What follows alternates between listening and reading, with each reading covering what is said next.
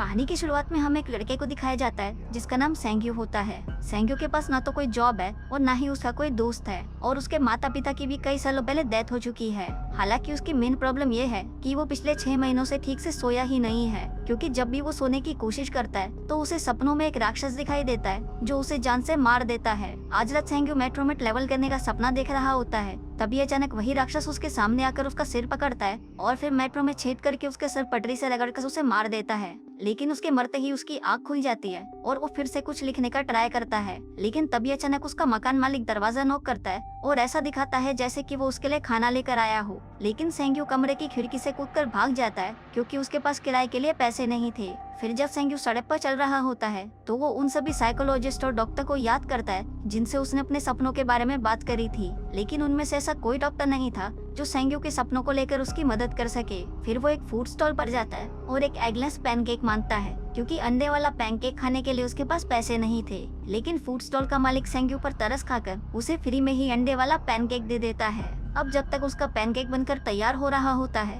तब तक वो गली के दूसरी तरफ एक कैफे को देखता है जहाँ पर हुआर नाम की एक लड़की काम कर रही होती है। सेंग्यू हुआर से बहुत प्यार करता है और वो उससे सालों पहले एक क्लब में मिला था जहाँ पर वो एक म्यूजिक शो कर रही थी। सेंग्यू को हुआर की आवाज बहुत अच्छी लगी, इसलिए वो तब से सिर्फ उसी के बारे में ही सोचता रहता है। तभी सेंग्यू का पैनकेक तैयार हो जाता है और वो उसे मजे से खाने लगता है, लेकिन तभी पीछे से उसका मैनेजर सेंगजी आ जाता है जिसको देखकर वो घबरा जाता है और वहाँ से भागने लगता है, जिस दौरान वो अपना पैनकेक भी नीचे गिरा देता है। लेकिन सेंग्यू ज्यादा दूर तक भाग नहीं पाता और सेंगजी उसे पकड़ लेता है। फिर वो उसे एक रेस्टोरेंट में ले जाता है जहाँ सेंग्यू उसे नूडल्स खाते हुए देखता है। तभी सेंग्यू उसे डांटने लगता है क्योंकि उसने अपने कॉन्ट्रैक्ट को पूरा नहीं किया और टाइम पर स्क्रिप्ट डिलीवर नहीं की। सेंग्यू उसे अपने सपनों वाली बीमारी के बारे में बताता है और कहता है कि वो कंसंट्रेट नहीं कर पा रहा, जिस वजह से स्क्रिप्ट अभी तक तैयार नहीं हुई। लेकिन सेंग्यू उसका कोई बहाना नहीं सुनता और वो उसे 10 दिनों के अंदर स्क्रिप्ट को पूरा करने का ऑर्डर दे देता है। इसके बाद सेंग्यू वापस अपने अपार्टमेंट में आता है और देखता है कि उसका सामान गेट के बाहर पड़ा है और गेट भी लॉक्ड है,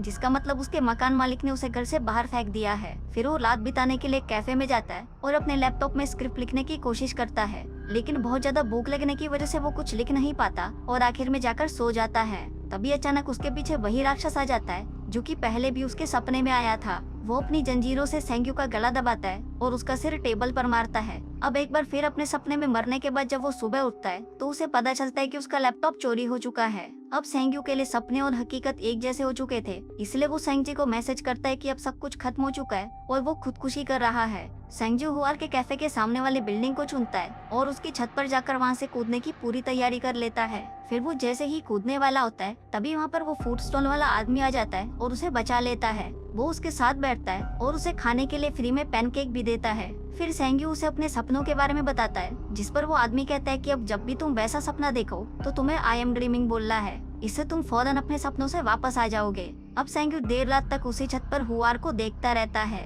फिर रात को वो अपना फोन बेच देता है जिससे उसे कुछ पैसे मिल जाए और वो उनसे अपने लिए खाना खरीद सके। फिर सेंग्यू एक स्टोर में जाता है और वहाँ से कुछ चीजें चुराने की कोशिश करता है, लेकिन जब वो वहाँ पर लगे हुए कैमरास को देखता है तो वो अपना मन बदल लेता है, जिसके बाद वो खाना खरीदता है और स्टोर के बाहर बैठकर खाने लगता है। तभी अचानक वहाँ पर हुआर आती है जिसको देखकर वो चौंक जाता है। उसे लगने लगता है कि ये सब सच है, लेकिन तभी वो उस राक्षस में बदल जाती है और वो राक्षस सेंग्यू को कांच की तरफ धक्का देना शुरू कर देता है। वहीं दूसरी तरफ स्टोर मैनेजर को लगता है कि शायद सेंग्यू को कोई पैनिक अटैक आ रहा है, इसलिए वो तुरंत एम्बुलेंस को फोन करने लगती है। फिर वो राक्षस सेंग्यू को उठाकर अपनी तलवार से मारता है और उसे कांच की खिड़की से स्टोर के अंदर फेंक देता है। तभी सेंग्यू उस फूड स्टॉल वाले आदमी की बातों को याद करता है। वो उस तलवार को पकड़े रहता है और कहता है आई एम ड्रीमिंग। तभी वो अपने सपनों से बाहर आ जाता है और उसके हाथ में उस राक्षस की तलवार आ जाती है। फिर सेंग्यू स्टोर मैनेजर की बुलाई हुई एम्बुलेंस के आने से पहले वहाँ से भाग जाता है। इसके बाद वो उस तलवार को अपने पास सुरक्षित रख के वो पूरी रात एक पार्क में बिताता है। फिर अगली सुबह वो उस तलवार को बेचने के लिए एक एंटीक शॉप में जाता है जहाँ सभी दुकानदार उस तलवार को खरीदने के लिए बहुत एक्साइटेड हो जाते हैं। सेंग्यू को लगने लगता है कि उसके हाथ एक बहुत ही कीमती चीज लगी है और फिर सारी दुकानों में जाने के बाद आखिर में वो एक दुकानदार से मोलभाव करके उस तलवार को 20,000 में बेच देता है। फिर सेंग्यू बिना समय गवाए उन सारे पैसों को जल्दी से खर्च करना शुरू कर देता है। वो उनसे लैपटॉप खरीदता है, 5 स्टार रेस्टोरेंट में खाना खाता है और एक फैंसी से होटल में रहता है। साथ ही सेंग्यू शेविंग करके अपना लुक भी बदल लेता है। फिर जैसे ही रात होती है वो नींद की गोलियां खा लेता है और सपना आने का इंतजार करता है। तभी उसे सपना आता है और वो अपने रूम से निकलकर बाहर कॉरिडोर में आ जाता है। फिर वो एक फ्लावर पॉट को उठाता है और कहता है आई एम ड्रीमिंग, लेकिन इससे कुछ नहीं होता। जिसके बाद वो थोड़ा और पता लगाने की कोशिश करता है, लेकिन तभी वहाँ दीवार तोड़कर वही राक्षस आ जाता है और एक सोने की कुल्हाड़ी लेकर उसका पीछा करने लगता है। राक्षस उसे कुल्हाड़ी से मारकर इधर उधर फेंकता है, जिससे उसे काफी चोटें लगती हैं। लेकिन थोड़ी ही देर बाद सेंग्यू उस कुल्हाड़ी को पकड़ लेता है और जल्दी से कहता है आई एम ड्रीमिंग। जिसके बाद वो एक बार फिर से अपने हाथों में राक्षस की कुल्हाड़ी लेकर जाता है और उसकी सारी चोटें भी ठीक हो जाती हैं। फिर अगली सुबह वो वापस उसी दुकानदार को वो कुल्हाड़ी बेच देता है और उससे मिले सारे पैसे तुरंत खर्च कर देता है। फिर आज रात को वो एक नया प्लान बनाता है। वो सोने से पहले एक किताब में पुराने जमाने के म्यूजियम्स की तस्वीरें देखता है ताकि वो म्यूजियम उसके सपने में आ सके। अब उसकी ये चाल काम कर जाती है क्योंकि सपने में वो उसी म्यूजियम में पहुंच जाता है। फिर सेंग्यू अपने चारों तरफ देखता है और वहाँ पर पड़ी सभी एंटीक चीजों को देखने लगता है। फिर वो उनमें से सबसे महंगी चीज को चुनता है और वहाँ पर बैठकर राक्षस के आने का वेट करने लगता है। लेकिन इस बार वो राक्षस एक मशीन गन लेकर आता है जो कि सेंग्यू के प्लान से बिल्कुल अलग था। अब ये देखकर सेंग्यू दौड़ना शुरू कर देता है और गोलियों से खुद को बचाने लगता है, लेकिन आखिर में राक्षस उसे पकड़ लेता है और मार देता है।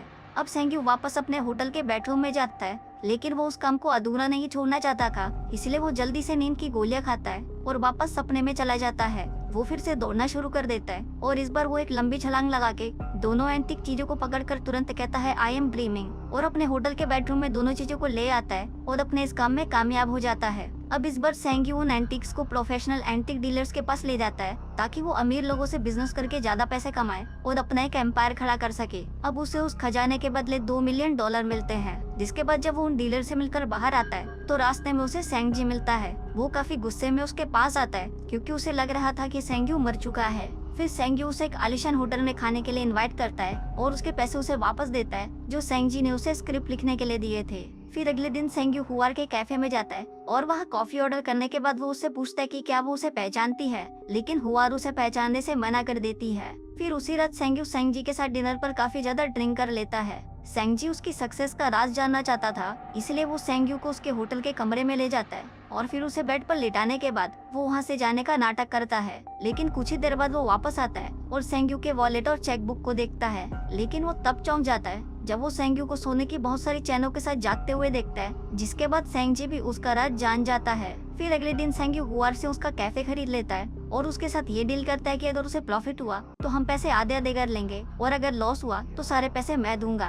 अब हुआर सेंग्यू की इस बात से काफी इम्प्रेस हो जाती है और आज रात को उसे डिनर पर इनवाइट करती है, जहाँ पर वो दोनों अपने बिजनेस से रिलेटेड बहुत सारी बातें करते हैं। फिर सेंग्यू वापस अपने होटल के रूम में आ जाता है, जहाँ पर वो फिर से सपनों में चला जाता है और सेंगजी वहीं बैठकर उसकी बॉडी को प्रोटेक्ट करता है। अब वो अपने सपनों में बैंक लूटता है, जहाँ पर वो ये देखता है कि अब वो इन सभी चीजों में एक्सपर्ट हो चुका है। उसका अपने सपनों पर पूरा कंट्रोल है और वो अपने दिमाग से इन सभी चीजों को अपने इशारों पर नचाता है। वहीं राक्षस भी इसका कुछ नहीं कर सकता क्योंकि वो उसे भी मुंह तोड़ जवाब देना सीख चुका है। सेंग्यू अपने सपनों से लाल रंग की एक लग्जरी कार भी लाता है और साथ ही वो गिफ्ट के तौर पर एक पैसों से भरा हुआ बैग फूड स्टॉल वाले आदमी के पास भी रख देता है क्योंकि उसने उसे कई बार फ्री में खाना दिया था। फिर कैफे बंद होने के बाद सेंग्यू हुआर के साथ वॉक पर जाता है। वो थोड़ी सी बातचीत के बाद हुआर गेस कर लेती है कि सेंग्यू एक स्क्रिप्ट राइटर है। अब सेंग्यू पकड़ा न जाए इसलिए उसने एक स्क्रिप्ट लिखी और सेंगजी को पढ़ने के लिए दी। तब तक वो एक सपना देखता है और जैसे ही सेंग्यू नींद से उठता है तो वो स्क्रिप्ट बहुत अच्छी होने की वजह से सेंगजी उसे पढ़कर रो रहा होता है। अब क्योंकि वो स्क्रिप्ट बहुत अच्छी थी इसलिए वो दोनों उस स्क्रिप्ट को एक फिल्म कंपनी को बेचने का प्लान बनाते हैं। साथ ही बेस्ट एक्टर्स को हायर करने के लिए वो उस कंपनी को पैसे भी देते हैं ताकि वो मूवी हिट हो जाए।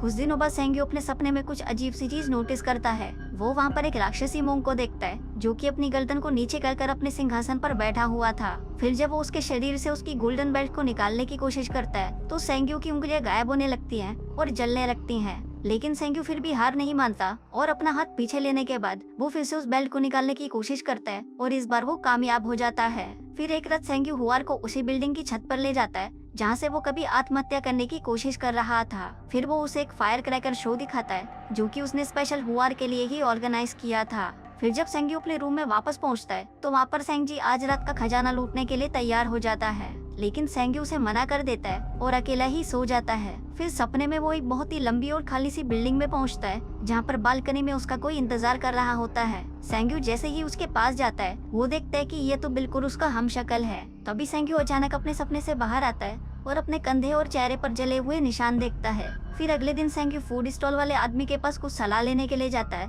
लेकिन फूड स्टॉल के पास पहुंचते ही उसके साइड में एक वैन आती है और कुछ गुंडे उसे किडनैप कर लेते हैं। फिर जब वो उसके सिर से कपड़ा उठाते हैं तो सेंग्यू देखता है कि वो उन गुंडों से चारों तरफ से घिरा हुआ है और उन बदमाशों का लीडर चेंगजी होता है। फिर जब सेंगजी पैसे लेकर आता है तो चेंगजी के आदमी उससे पैसे छीन लेते हैं और उसे भी किडनैप कर लेते हैं। अब क्योंकि सेंग्यू के पास बचने का और कोई रास्ता नहीं था, इसलिए वो उन्हें बेहोश सेंगजी के साथ अपने अपार्टमेंट में ले जाता है, जहाँ पर वो उन्हें अपने खुफिया कमरे में रखे एंटीक्स और महंगी महंगी चीजें दिखाता है। वहीं हुआर भी सेंग्यू से मिलने उसके अपार्टमेंट में आ जाती है। फिर जैसे ही वो लिफ्ट से बाहर निकलती है तभी एक बदमाश उसके सर पर कपड़ा डालकर उसे भी किडनैप कर लेता है और उसी कमरे में ले जाता है जहाँ पर उन्होंने सेंग्यू को रखा हुआ था। वहीं चेंगजी हुआर को परेशान करता है और सेंग्यू को उकसाने लगता है। इसी दौरान शेंगजी को भी होश आ जाता है। वहीं हुआर चेंगजी को लात मारती है लेकिन वो बच जाता है। तभी सेंग्यू भी बदमाशों को दांत से काट लेता है और वो तीनों बचकर भाग जाते हैं, लेकिन वो तीनों ज्यादा दूर तक नहीं भाग पाते क्योंकि सेंग्यू का बहुत ज्यादा खून बह रहा था।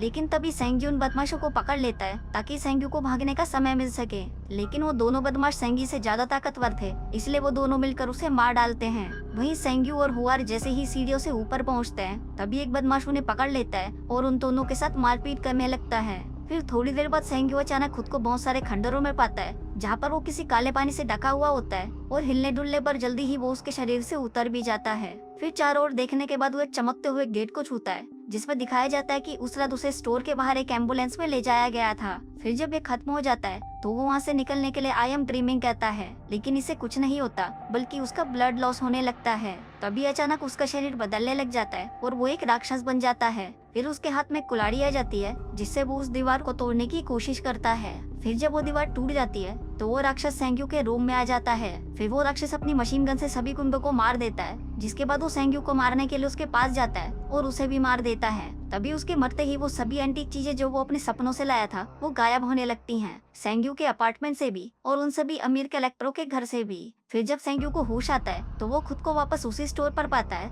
जहाँ पर हुआ राक्षस में बदल गई थी। वो देखता है कि अब तक उसके साथ जो भी हुआ वो सिर्फ एक लंबा सपना था और तब से सेंग्यू उसी स्टोर के बाहर ही सो रहा था। तभी वहाँ पर हुआर आती है और क्योंकि उसने उसे उस कॉन्सर्ट में देखा था तो वो उसे पहचान लेती है। अब उसकी हालत देखकर हुआर को उस पर दया आ जाती है तो वो उसे अपने घर में ले जाकर खाना खिलाती है। फिर जब सेंग्यू नूडल्स खा रहा होता है तो हुआर उसे बताती है कि उसने उसकी लिखी हुई स्टोरी एक मैगजीन में पढ़ी थी और उसे वो स्टोरी बहुत अच्छी लगी। कहती है कि वो स्टोरी एक बहुत ही अच्छे प्राइस में बिक सकती है और जब तक वो नहीं बिकती तब तक वो उसे अपने कैफे में काम करने की जॉब दे सकती है। अब ये सुनकर सेंग्यू टूट जाता है और रोना शुरू कर देता है। फिर कुछ दिनों बाद अपनी जिंदगी से खुश सेंग्यू खाना ऑर्डर करने के लिए जब उस फूड स्टोर वाले आदमी के पास जाता है तो वो आदमी उसे उसके पैसों का बैग वापस देता है और उसे अपने पेट पर एक निशान दिखाता है, क्योंकि उसके पास भी वही शक्तियाँ हैं जो सेंग्यू के पास हैं। वो इससे बहुत कुछ कर सकता था लेकिन उसने ये नॉर्मल जिंदगी जीना ही सही समझा। अब जैसे ही सेंग्यू उसकी ये कहानी सुनता है उसे उसके पीछे अपने आखिरी सपने का खंडर दिखाई देता है और साथ ही उसे पता चलता है कि उन गुंडों को मारने वाला राक्षस अब सेंग्यू का पीछा कर रहा है। और इसी के साथ ही ये कहानी यहीं खत्म हो जाती है। तो दोस्तों, आपको ये कहानी कैसी लगी मुझे नीचे कमेंट करके जरूर बताना।